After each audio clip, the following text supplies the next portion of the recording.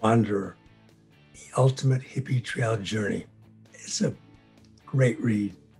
I have a ball reading it, and I think you will too. And we think it's going to make a very fine week by week series, if you will. TV, movies, let's make it happen. Join us. Week 48 is really all about Kandahar, Afghanistan, and its incredible Western feel and its interesting days and transactions. You'll hear about those particulars. Then, near the end, we meet up with an old friend and make our way onto the road, finally west to Herat and back to the holy city of Mashhad in Iran. So let's get down to the particulars.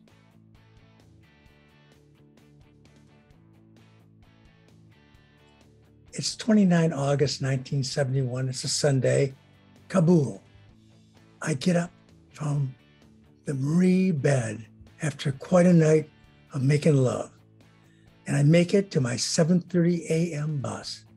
So it's off to Kandahar on the bus, the midway spot in the southern route across Afghanistan. It's fantastic. Great scenery of desert and barren mountains with many, many camels, and the beautiful Bedouins, known as the Kushis, living so simply on the land. I feel this ancient land, and I have long raps with an Afghani fella who speaks English, since he has worked with straight Americans, US aid that is, here trying to support the people and the current government in order to win them over in the battle with the USSR, which is going on with the politics and the soul of Afghanistan. All the people on the bus are so gentle and beautiful. These people are just so affectionate to me. It is knocking me out. I flute for them, and we all just love each other. It is such a heightened feeling of trip. We keep telling each other we love each other. The English-speaking fellow keeps saying, "The people say they love you." And I say, "Tell the people I love them." It is quite lyrical and beyond belief. Allah. These apps are really something else. Beautiful people.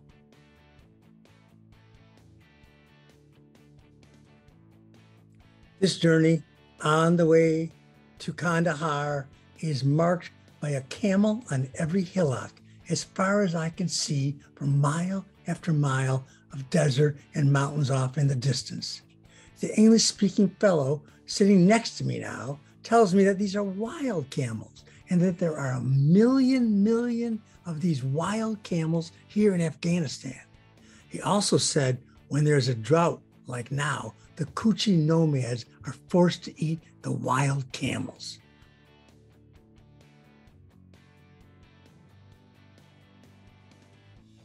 Tuesday, 31st day of August, 1971, I'm in Kandahar, staying grooved out in Kandahar. It's very good. Fell into some good local businessmen at the shirt shop. I met these guys the last time I was here. In the shop, people sit around smoking hashish, drinking tea, and doing some kind of business or so. It's a little hard to figure out.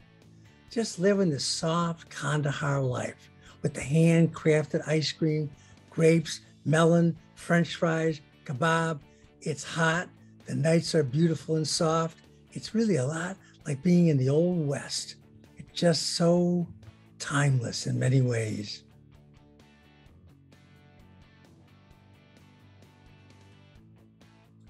Thursday, the 2nd of September, 1971, still Kandahar. I buy some fancy Afghani curl-toed shoes, 6 pairs with a thick leather sole, with colorful local costumes for a whole set of genuine Afghani garb, with hats and turbans and all. I'm going to send some things home. I also purchased several kilos of hashish, and I had the shoes opened up. Fella worked with us, and the thick leather soles are hollowed out, then packed with the hashish plackets, kind of like little pieces that are about 2 inches wide, 4 inches long, and maybe a ½ inch thick. And they're re-sewn into the shoe. You know, it don't look that good, but it's not bad. All with the help of my friends from the shirt shop.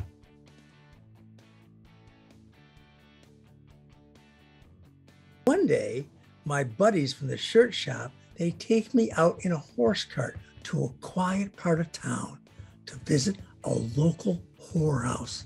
I just couldn't say no. I just kind of going along with the guys. But we left there rather abruptly. After we leave, my Afghani friends tell me that the girls looked out and saw how tall I was compared to the relatively short average Afghani, and they rejected me, thinking that I would be too long and large. My local buddies laughed and laughed as they showed me a great length with their hands and pointed at my genitals.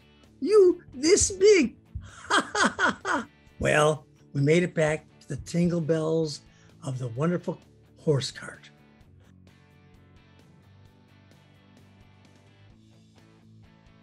My friends from the shirt shop are really Western type. They don't wear the Afghani garb, which I'm actually wearing. I don't bother to buy Western type garb, but they like it. And they do not bother to pray when the great majority of their brethren make it to the mosque when the muezzin calls out.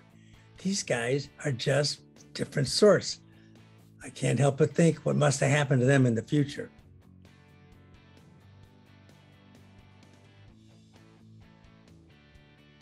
One day, in the heat of day, we go off for a picnic with my local friends from the Kandahar shirt shop again, traveling way out of town on a horse-drawn carriage, tangas they're called, to a pomegranate orchard in some small village in a large extended family home.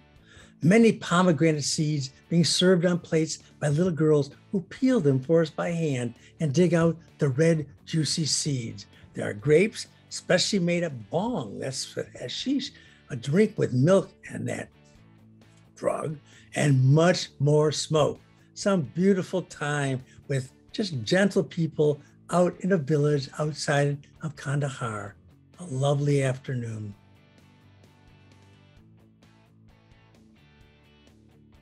Before we leave Afghanistan, let's talk about some of the unique and interesting aspects of it.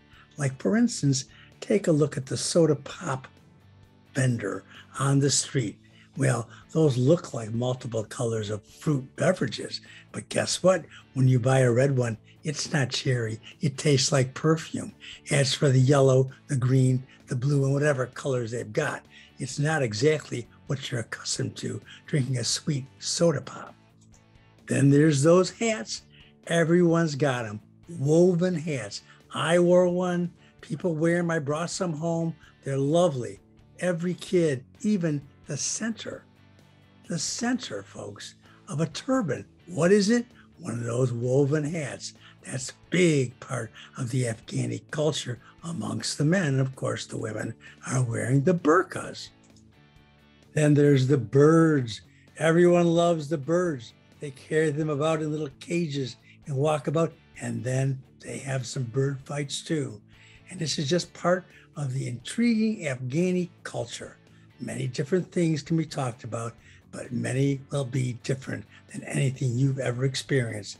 And you'll think you're back in a Rudolph Valentino movie from the 1920s.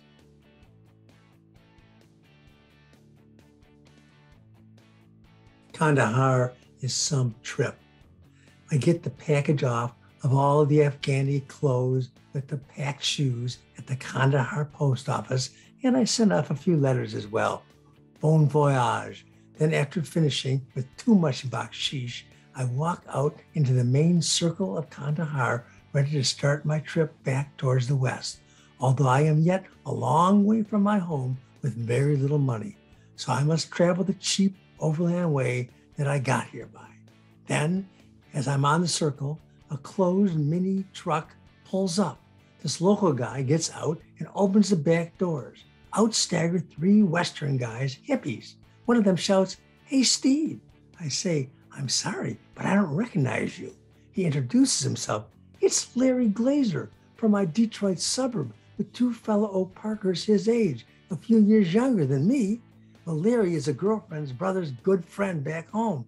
He's the very guy who gave me, in his own writing, directions on how to get from Istanbul all the way to Kathmandu for $30. I basically follow those directions as I have on the way back. I still have the handwritten directions with me stuffed in my journal on which I have written to Nepal and bring the document out to share with Larry and company.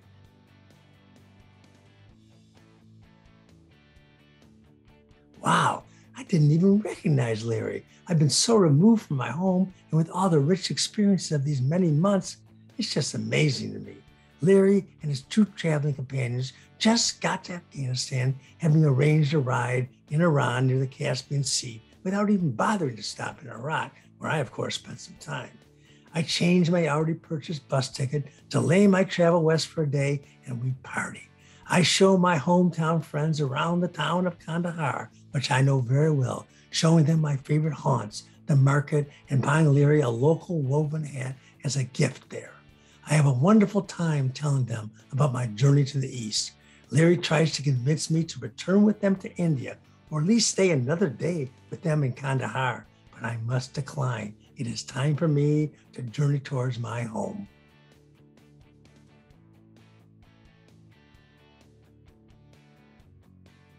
Finally, with but 1 day's delay, I hit the road for Herat at 5 a.m. from Kandahar.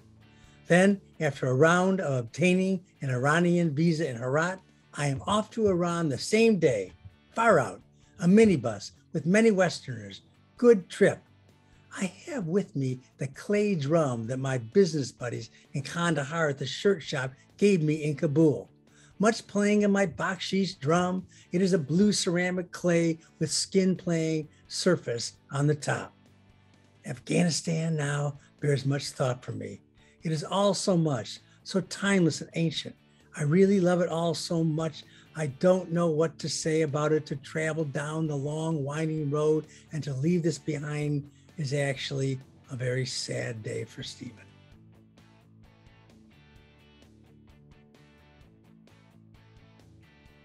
My conclusion in regard to Afghanistan and my experiences there are that I have great sorrow. I have observed the tragic events of the Cold War, then the various civil wars in Afghanistan, and now the American strikes, etc., and then the fall of the government and the Taliban is back in power. Ouch. While I understand the political realities and perhaps the necessities, the people of Afghanistan were, and I am sure are still, simple, beautiful people who do not deserve the various hells they have suffered. I can only hope and pray for them and their land. Throughout it all, I remember with a smile and now a tear the wonderful adventures I had in that incredible land. Next week is week 49 of the Stevie Wander, and it is a week of travel. We make it from far eastern Iran and Mashhad, the holy city, going across Iran, trains, buses, making it to the end of Iran, and then into Turkey, into the old city of Erzurum, where Stevie started his travel towards the east, and then finally to Trabzon on the Black Sea. More adventure? Join us next week. The Wanderer is a great read. It uses something we call the active voice. It's a hell of a lot of fun. You feel like you're right there experiencing it with our Wanderer. And follow our route of the journey on our website at wandererbook.com. I just purchased a ticket for Tehran. I'm heading forever westward from here on out. These Iranians are very intense and quite hard to figure. I'm too laid back and carefree to meld in, so consequently, I stick out like a sore thumb amongst the multitudes. The world changes quickly. The timeless and ancient wonders of Afghanistan, the primitive and brutal and otherworldly beautiful, the pureness of Afghanistan is left far behind, but the place will always remain in my heart. The simple people of the Afghan culture will always remain special to me. It felt as if I were living in history, a walk back in time.